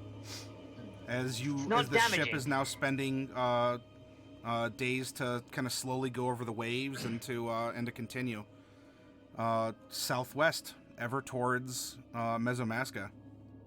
Now, if I remember correctly, this is Selene talking to Mordecai. It's like, if I remember correctly, when we left, Norallie and Bright were going to go to Oldport, because that's the direct. Like after we got back, that's the direction that we were going to go. So we just have to assume that they went in that direction. Yeah. I suppose so. And I wish I could cast sending. I could ask them where they are. Well, once we get to land, I can pick up a set of surgeon's tools, and I can get to work. Okay? The last time we saw civilization, they attacked us and we lost shelter. It's like, look, once we get to Mazamaska, you see that? And she points to the symbol of Ouija on the chip. What about it? It's a religious artifact. I can hand it over to the church, and it'll be safe. And this wouldn't be. No, because they would reverse engineer the technology and then proceed to use it to go to war with Shadowheart.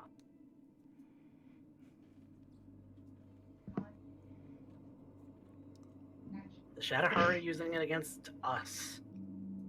Yes, but that doesn't mean that we need to stoop to their level. But what it does mean is this.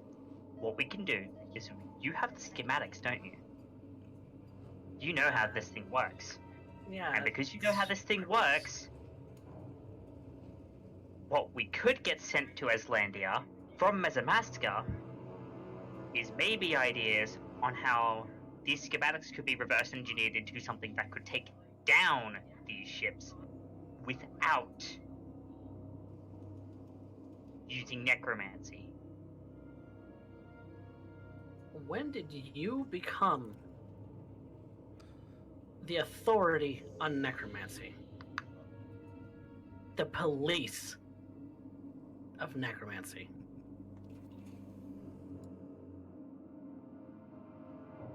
I understand that that's your order's thing. It's very highly illegal. And the thing about it is this. No one else is going to stop them.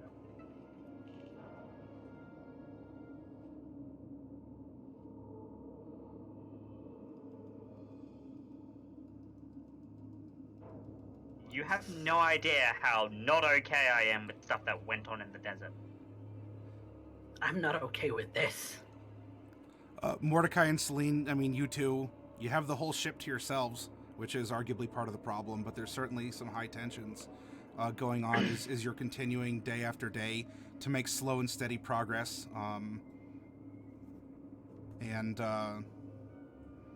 We just have to keep going.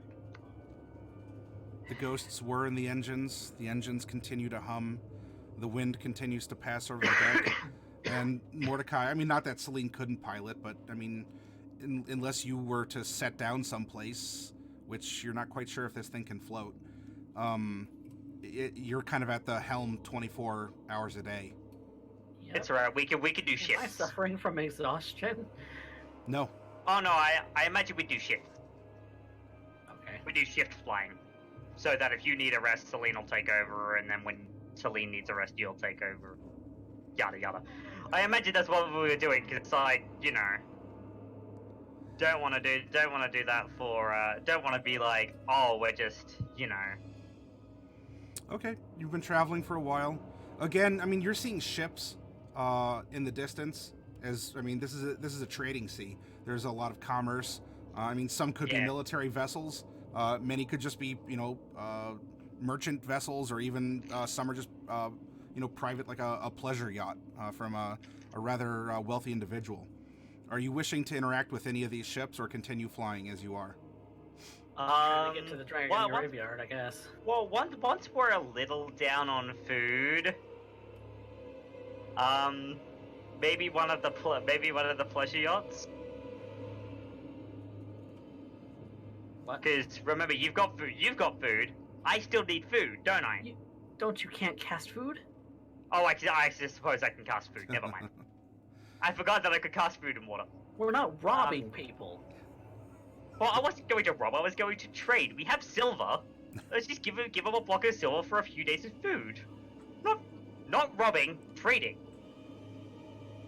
So long as we're not robbing people. You want to encounter a ship then, Mordecai? No. Okay. So she can cast food. She'll be fine. Flush and bland, Celine, but nutritious food and fresh water. All right. Are you Celine? You're not steering a ship toward, or you're not steering this ship towards another when you're at the helm? No. What I will do though is while we're alone, like while we're out here, Where is it? I need to grab it from the compendium. Got this lovely. On this, they have a. Mm-hmm. What do you? What are you grabbing? Yeah. What do you need? That. Yeah, exactly. And I, Okay. I um, gotta try. basically, I've got the material component because I've got the symbol in my hand. Okay. But I am going to look for the Fomorian Eye.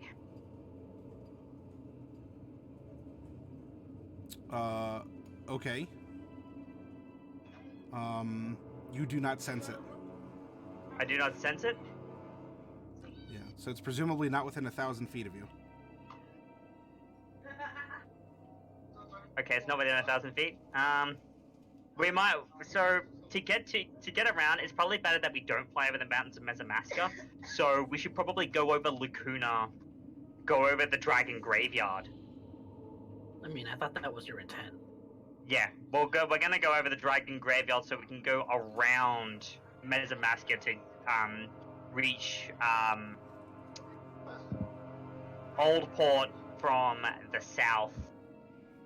Okay, so you want to completely just skip over to go past Mesamaska to the Dragon Graveyard and then go up from there?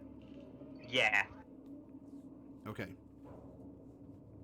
just because I can, and I'm gonna. It's a concentration up to 10 minutes. So once we get over Lacuna, because this is a very extended period of time. Once we get over Lacuna, if nothing happens, I'll cast it again and. Well, 1,000 feet's not that far in the grand scheme of things. I mean, you and Mordecai covered 1,000 feet in 2 dimension doors, but that's not even a half mile. Yeah, no, it's not even a half mile, which is why, I'm going to be having a look in terms of once we're over Lacuna after because we were in the Dragon Graveyard when we're flying over the Dragon Graveyard. That's when I'll be looking. And it's concentration up to 10 minutes, so it'll be 10 minutes of travel times 1,000 feet, 1,000-foot radius. It could cover quite the area. All right.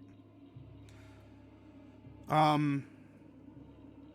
right, so you're spending some time then to avoid Mesamaska, as you're now cutting to the southeast to go around and go by that southern volcano island and loop around past the Dragon Graveyard. All right, so you continue to fly day after day passes. I mean, you're making progress. You're at the helm. You're not really pushing the engines. The engines haven't really seemed to tire with the slow, steady pace that you're keeping. I mean, for sure, there's been ships that have seen you flying through the air. But, you're avoiding them. You're not doing anything to go out of your way. Not being hostile. Nope. But not being hostile, which is very much the point. Not being hostile. And we're trying to seem as unseeming, given the... Well, yeah, given the circumstances, but...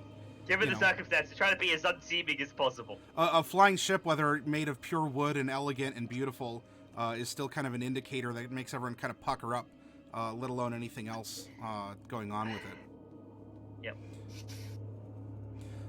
All right. So it is... Weeks have passed as you've been making this slow, prodding pace, just over miles and miles of sand and now sea.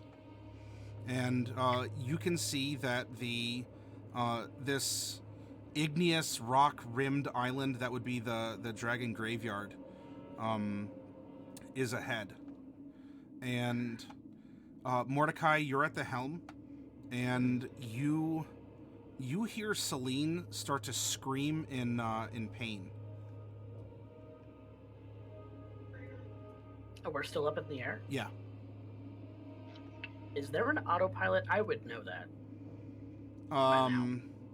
There's...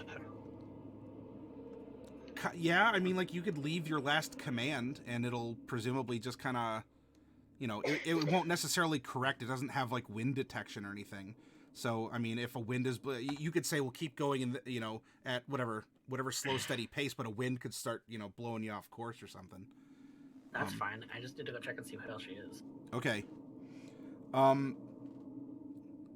Celine... Yeah, no, I'd like to know how I am too.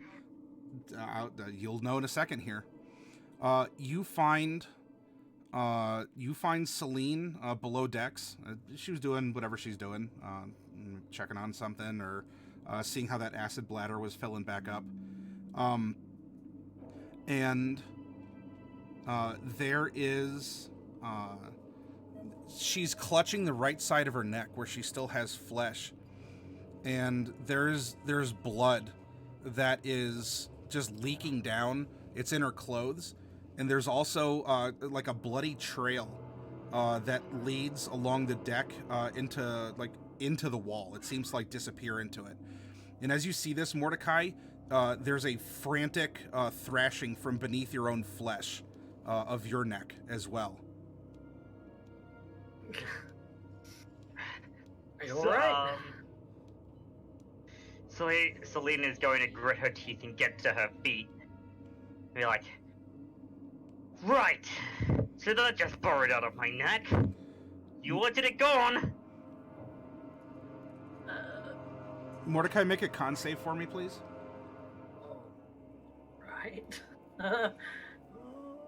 Big money.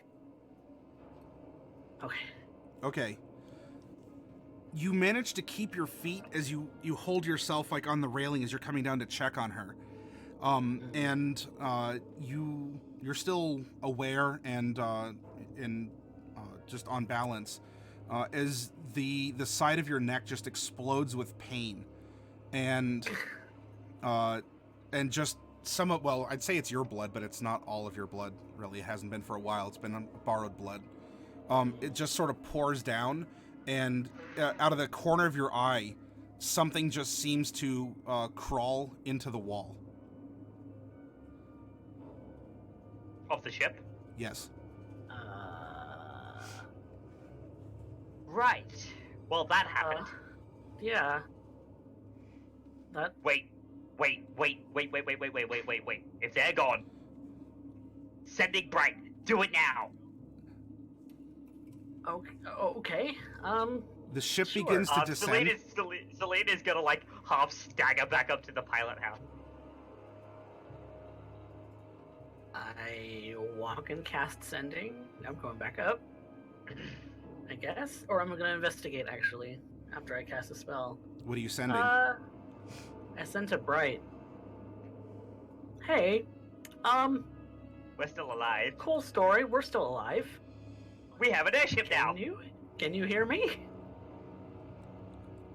Celine, you have to grab onto something as the ship is beginning to pitch down and descend. No, I'm gonna grab onto something and proceed to clamber my way up to the controls to wrestle control back at the ship.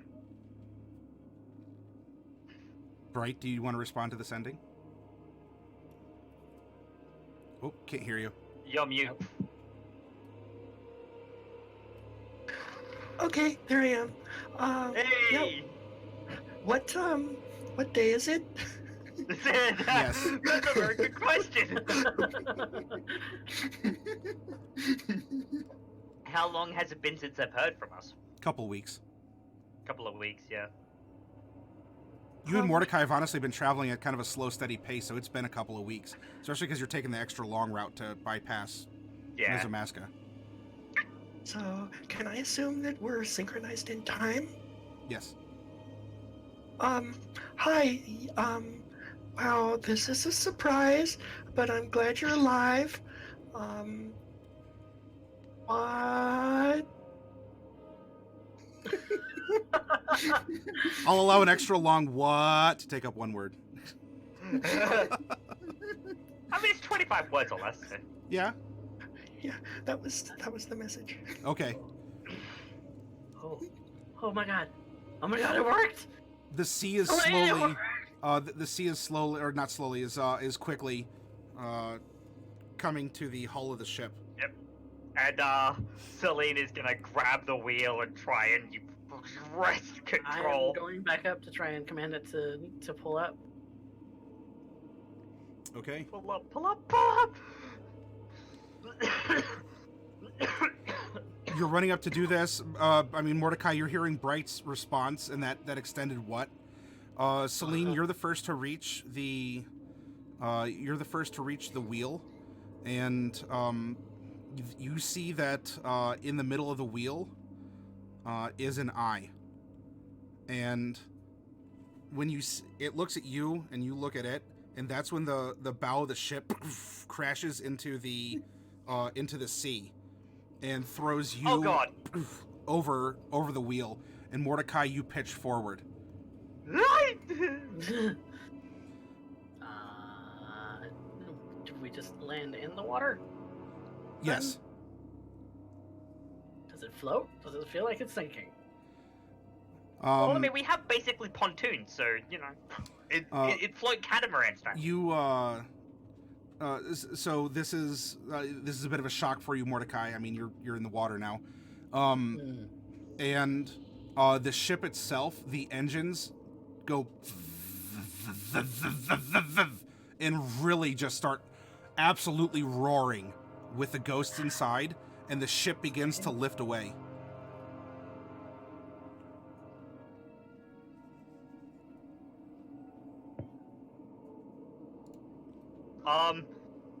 Selena's gonna grab onto the wheel like, okay. Like she's gonna clamber back up to the wheel again and grab on. We're like, What happened? Why are we down? I don't know. I don't know. You're starting to feel really terrible, Mordecai. Not damaging, but you're feeling really terrible and disoriented. Oh, this is not good. Ship up, please. Up. The ship's taken off without you. Oh wait, did it throw us off? You Yes. didn't say that. Yeah, You're in the You said we sea, careened and forward. it You throttled didn't up. say It's lifting off without you. As in we're still on the ship. I'm trying to make this. You are better. in the sea. You are Oh, inside we're of in the water, sea? a large salty body of water, just off a beach of the Dragon Graveyard. The ship pitched you as it impacted the Oh, water, it pitched us off. and it's now revving and taking off. Whoa. Stop that right now. It doesn't seem to heed your calls. How far away is it from me? Is it less than 500 feet? Yeah. I'm gonna dimension door us back up. Okay. As you do, the ship is done. the ship begins to do a twist and will once more dump you off of the deck. It's trying to get rid of us. What? I don't have fly. I don't have fly either. I'm going to grip onto whatever I can grip onto to stay on. Yeah, it's sentient. Yes, the ship is. The eyeballs came out of the back of our necks. They've jumped into the ship. The ship's gained sentience and it's trying to fly away without us. Each of you takes 17 bludgeoning damage as you into the top of the water from the height as it's continuing to increase. Yeah, no, it would get exceptionally hard, and I wouldn't pass a strength save to try and hold on, so... Slade's like, ah! Mordecai, you could try powering to get to the beach. You could try to swim as hard as you can. Gonna have to. That's the only thing I can do. Sure. Or dimension door to the Or beach. you could dimension door to the beach. I'd allow that. This is a different day Celine than... still next to me? Yeah. Okay, then yeah, I'm dimension door, I guess, to the beach. Okay, so then I'm going to say you avoid taking that damage as you pitch and fall. You come together and you teleport to the beach. Okay. Celine just watches as, like, you know, all of our trade goods and everything just fly away. You know, I am not surprised. Ah! I am not surprised because it's a ship powered by will. What the hell? We had things in our necks that eventually wanted to get out, I'm sure. What the hell? I know. Oh! It's going somewhere. I have no idea where. Well, okay. Well, we're here on... Sending worked. Yeah, I'm gonna cast my own. Cause that's basically about as much as I can do. I'm gonna cast my own, targeting Bright. And be like, Bright, the ship just flew away and we're stuck on... I'm pretty sure it's Lacuna and we don't have a way off. Any ideas? I mean, I have an idea. I just haven't had time to work on it. Please And- help! With this message not in a bottle, which can be magically sent now that you have a gaping hole in the side of your neck, we can... I'm going to get up and I'm going to call for a break, and then we'll see what happens as I suppose the we can Repentless try... takes off on its own after Yeah. the things popped out of your neck and crawled into the organic walls. ship and took control of it. Yeah.